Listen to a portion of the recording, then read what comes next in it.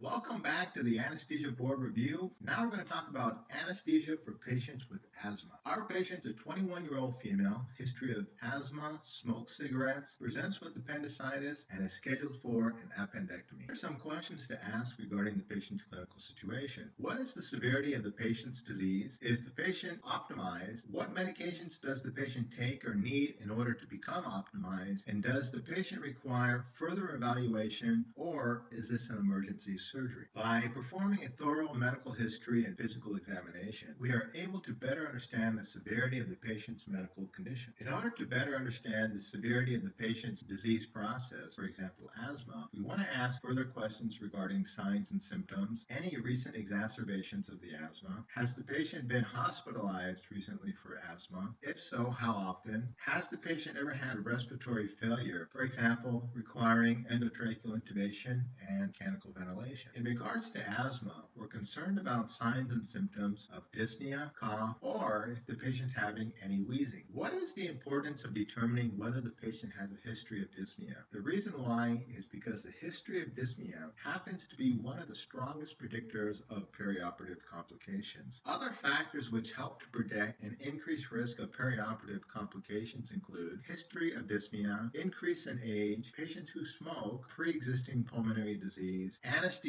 for a duration of greater than 3 hours, patient who has chronic coughing, or certain cases such as thoracic or upper abdominal surgery, and patients who have poor exercise tolerance.